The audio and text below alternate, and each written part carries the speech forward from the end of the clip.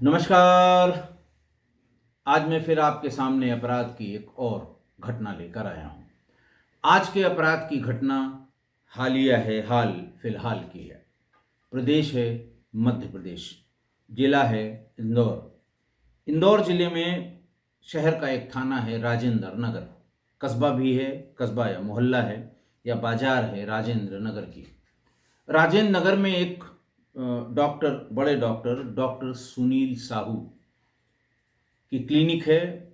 शाम का समय था, मरीजों की भीड़ थी। अचानक मरीज बनकर आए दो तीन लोग। जैसे ही डॉक्टर के पास अपनी बात करने को पहुंचे, उनमें से एक ने अपनी पिस्टल निकालकर डॉक्टर पर ताबड़तोड़ गोलियां चला दी। डॉक्टर वहीं कुर्सी पर बैठे बैठे लुढ़क गए। लोग भागे, भगदड़ मच गई। पुलिस को सूचना हुई, पुलिस मौके पर आ गई, लेकिन डॉक्टर की मृत्यु मौके पर ही हो गई थी। बड़ा हल्ला हुआ, जिसे कहते हैं ना कि प्रतिष्ठित डॉक्टर थे, शहर के बीच की बात है, लिहाजा बहुत हल्ला हुआ। पुलिस पर दबाव भी बना। पुलिस ने सारे सीसीटीवी खंगालने शुरू किए। पुलिस ने और तमाम जो पुलिस के काम हैं, मुखबिरों से बात करनी, आसपास के लोगों से बात करनी, और तमाम जो और तरीके होते हैं ये जानने के कि किसने हत्या की है या किससे रंजिश थी या कौन हत्या कर सकता है। पुलिस उसमें उलझी, और फिर धीरे धीरे पुलिस को एक एक करके बातें पता लगनी शुरू हुई। सबसे पहली बात जो पता लगी वो ये पता लगी कि डॉक्टर सुनील साहू के एक दोस्त हैं संतोष शर्मा। वो कई बार इधर, कई दिनों से कई बार क्लिनिक के आसपास देखे गए, लेकिन वो क्लिनिक पे डॉक्टर से मिलने नहीं गए।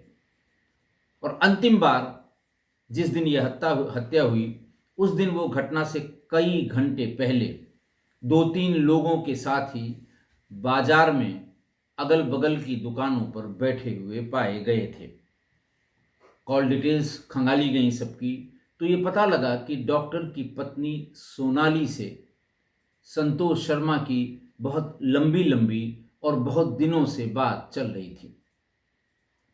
पुलिस ने संतोष शर्मा के चक्कर में गुड़गांव, दिल्ली, कई जगह दबिश दी, क्योंकि ये पता लगा कि संतोष शर्मा को, जिसके पिता रेलवे में नौकरी करते थे, उनकी मृत्यु के बाद अनुकंपा पे उसे रेलवे में नौकरी मिल गई थी। लेकिन फर्जी टिकट घोटाले में फंसने के बाद या फर्जी टिकट घोटाला करने में दोषी पाए जाने पर रेलवेज ने उसे नौकरी से निकाल दिया। फिर वो वहाँ से, जबकि वो उज्जैन का रहने वाला था, उज्जैन से फिर वो दिल्ली चला आया और वहाँ उसने लॉ की पढ़ाई की। लॉ करने के बाद संतोष ने एडवाइजरी कंपनी में काम शुरू किया, और उसके जो क्लाइंट्स थे या जो उसके संपर्क थे, गुड़गांव और दिल्ली दोनों में ही थे। इसलिए पुलिस उसको गुड़गांव और दिल्ली में तलाश करती रही। काफ़ी तलाश करने के बाद पुलिस ने जांच का कंसंट्रेशन उसकी पत्नी सोनाली पर किया, क्योंकि संतोष हाथ नहीं आ रहा था और इशारा इसी तरफ इन्वेस्टिगेशन में आ रहा था कि पत्नी को जरूर कोई न कोई जानकारी है, और पत्नी से ही संतोष की बातचीत होती रहती थी। इंदौर में जहाँ वो रहता था वहाँ पर भी, और जहाँ उसका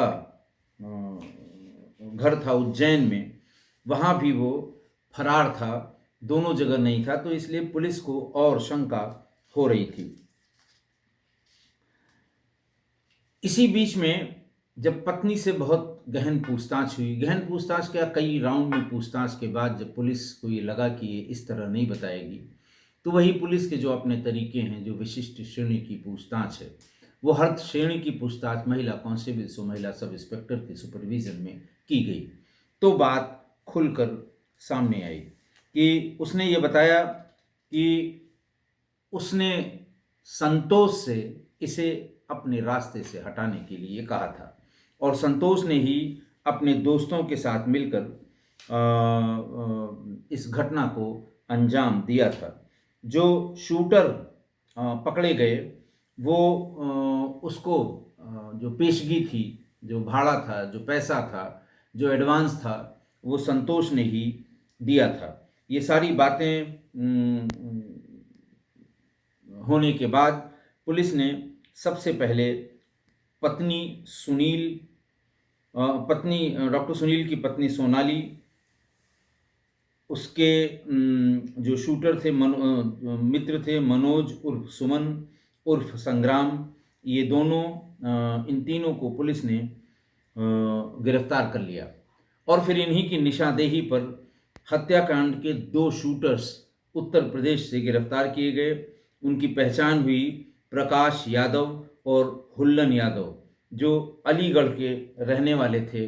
जैसे ही इनका नाम पता लगा, पुलिस इंदौर से अलीगढ़ आई और अलीगढ़ से इन दोनों को भी गिरफ्तार कर लिया गया। बताया ये गया कि गोली हुल्लन यादव ने चलाई थी। उसके बाद फिर ये वकील डॉक्टर जो वकील था संतोष शर्मा, उसने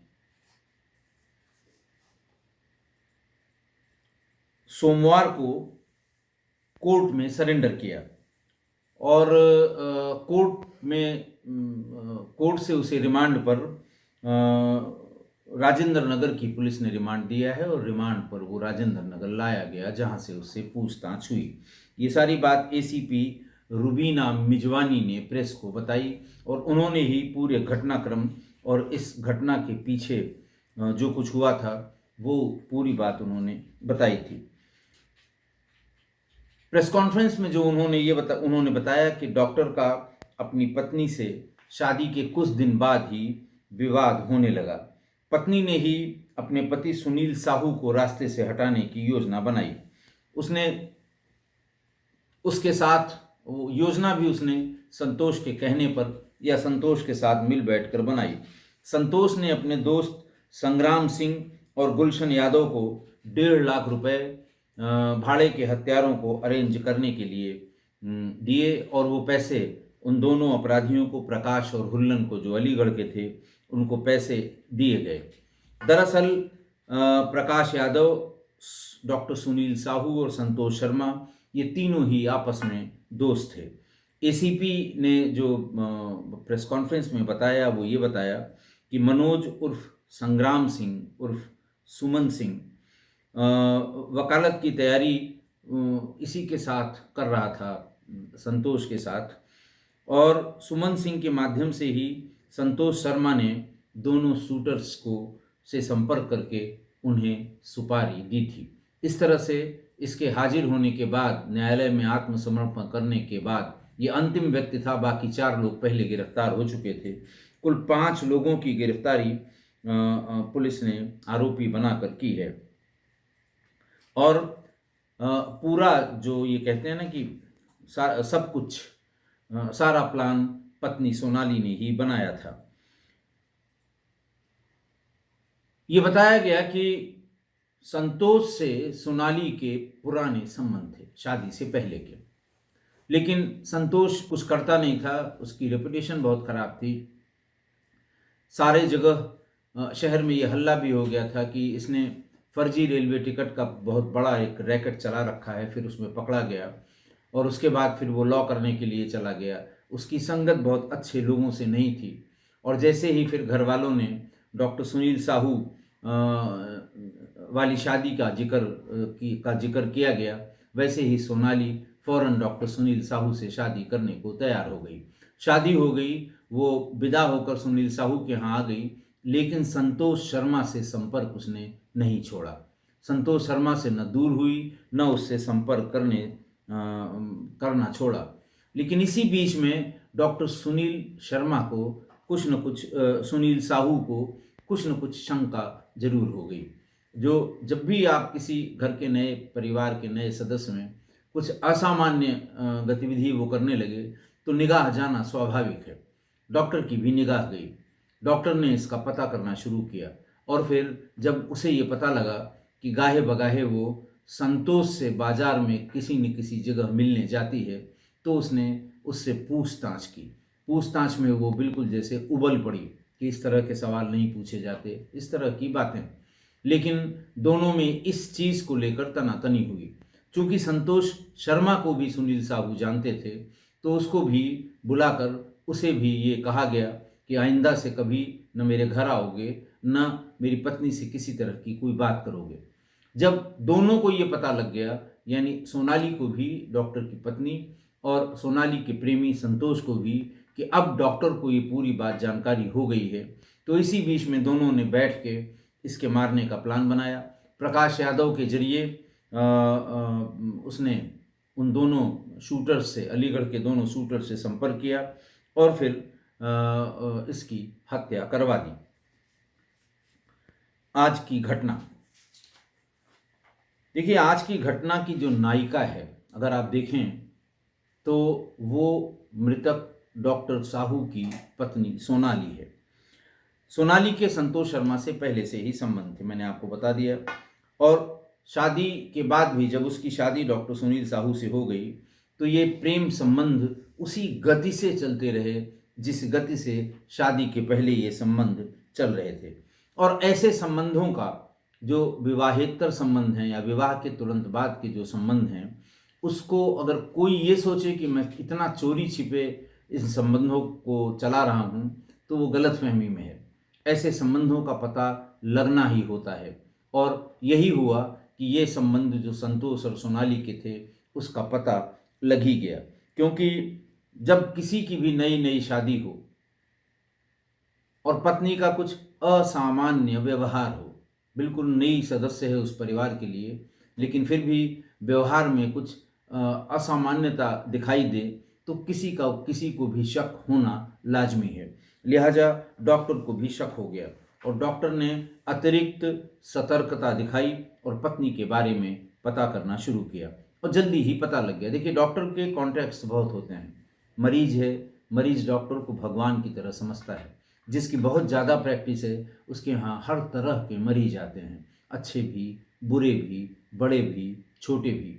और जब वो पता लगाने पर आ जाए तो उसे पता लगने में देर नहीं लगती है। किसी को भी पता है कि साहब फला फला हूँ, फिर आया बताया कि साहब मैं अभी जेल से छूटा हूँ और मेरी ये तबीयत ख़राब है, तो पूछेगा कि जेल से कब छूटे? उनका सब अभी छूटा हूँ, 1 महीने पहले। किस अपराध में गए? तो उनका सब हत्या में गया था, लूट में गया था, चोरी में गया था, छिनैती में गया था। अच्छा ठीक है, मैं तुमको बिल्कुल ठीक कर दूंगा, तुम परसों आना और ये दवा ले लो, और चलो ये मेरे पास सैंपल वाली दवा है, ये मैं दे देता हूँ, पैसा मत खर्च करना। जब अगली बार वो आएगा तो उससे बताएंगे, यार एक बात और पता कर दो, ये फला गाड़ी है, फला ये है, ज़रा देखो ये दिन में जब निकलती हैं तो कहाँ कहाँ जाती हैं। तो वो बिल्कुल जान पर खेल कर पता लगाएगा। अपराधी है इसलिए उसे पता लगाने में कोई दिक्कत नहीं है। सामान्य रूप से डॉक्टर्स अगर किसी चीज़ का पता लगाने पर आ जाएं तो वो बहुत जल्दी ही पता चल जाता है।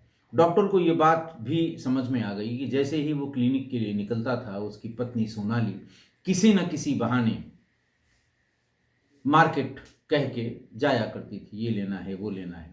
मतलब दोपहर में 12 बजे अगर कोई सब्जी लेने जाने की बात कहे तो बात कम समझ में आती है, यह असामान्य बात है। या तो सुबह जाएगा सवेरे की का खाना बनाने के लिए, सब्जी के लिए, या फिर शाम को जाएगा रात का खाना बनाने की सब्जी के लिए।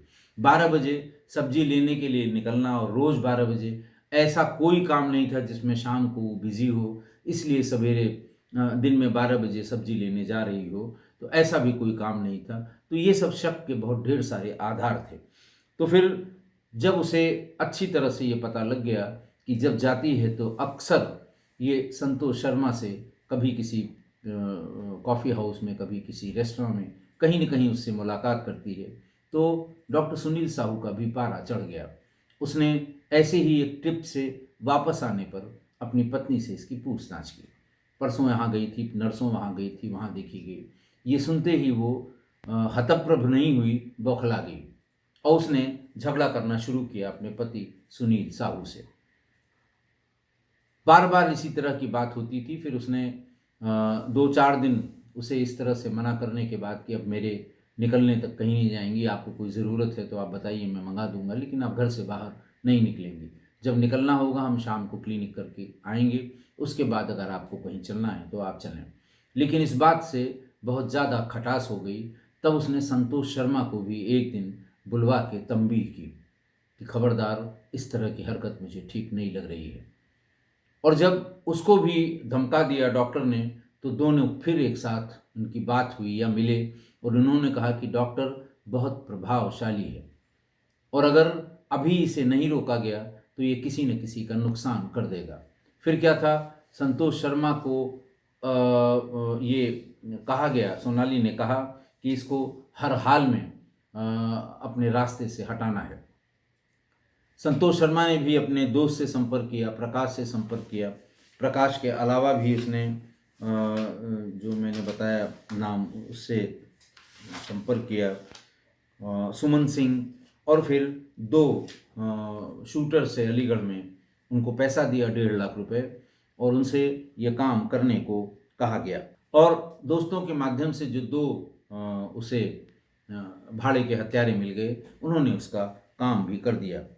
देखिए, आप समझ में ये नहीं आता कि सोनाली के संबंध अगर संतोष शर्मा से बहुत लंबे समय से थे तो उसे डॉक्टर सुनील से शादी नहीं करनी थी। उसे शादी करनी थी, वो संतोष से ही शादी कर लेती।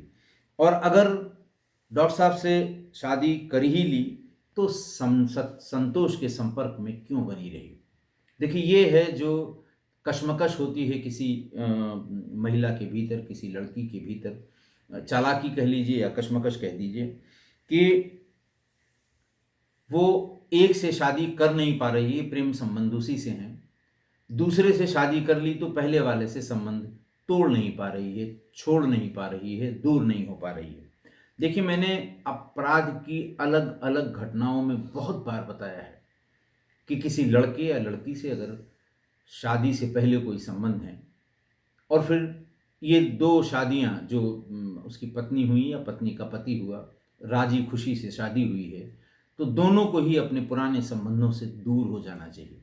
उसका सबसे अच्छा तरीका है कि अपने अपने मोबाइल नंबर्स बदल लें। जो पुराने आपके नंबर चल रहे हैं उसके लिए उसकी जगह एक नए नंबर ले लें। और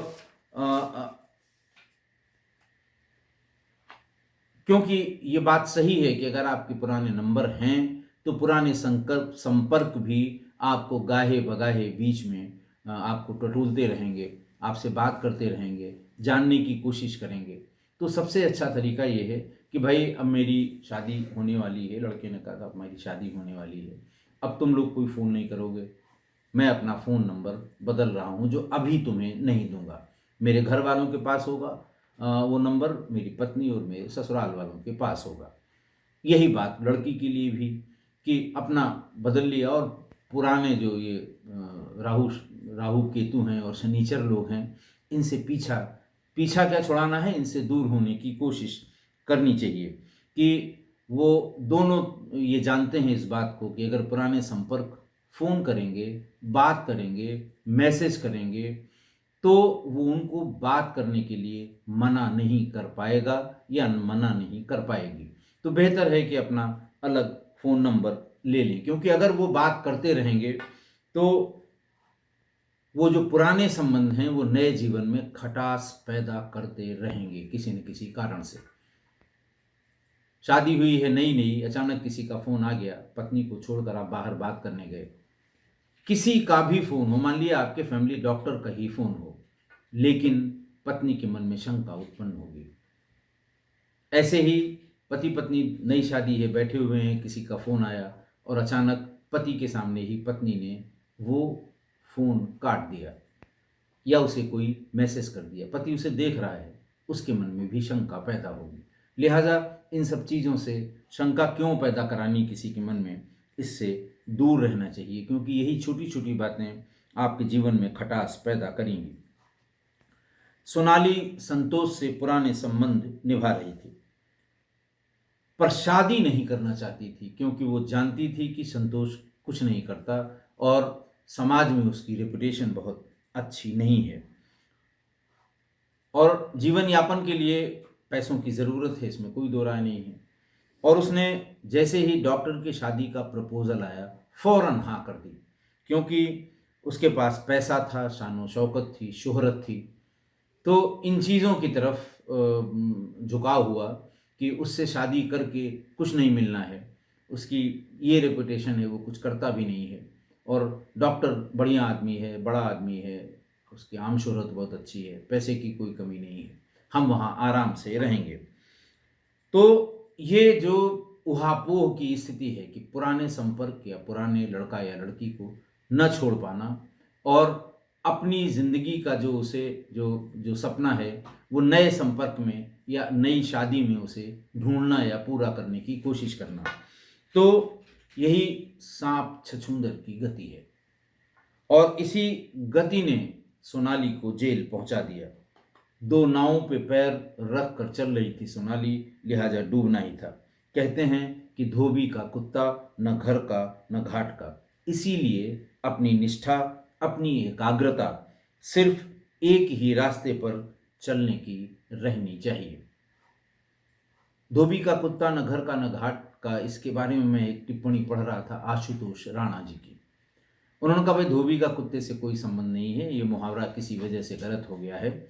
और उनका ये कहना है कि धोबी का कुटका होता है। कुटका वो लकड़ी होती है जिस लकड़ी पर धोबी घाट से कपड़ों को उसके ऊपर रख के गधे पर डालकर और उसे ले आता है, तो वो कुटका कहा जाता है कि वो न घर पे रखा जाता है न घाट पे रखा जाता है, वो गधे पर ही जाते समय रखा जाता है और आते समय रखा जाता है। ऐसा आशुतोष राणा जी का कहना है। लेकिन हम तो वही सामान्य जो बचपन से मुहावरों की किताबों में और रट के जाया करते थे कि क्लास 6 तक मुहावरों का लोकोक्तियों और मुहावरों का अर्थ ज़रूर पूछा जाता था हिंदी के एक पेपर में, जिसमें ये बड़ा पॉपुलर था, धोबी का कुत्ता न घर का न घाट का। आशा है आप मेरी इस बात से सहमत होंगे। आज के लिए इतना ही। बहुत बहुत धन्यवाद।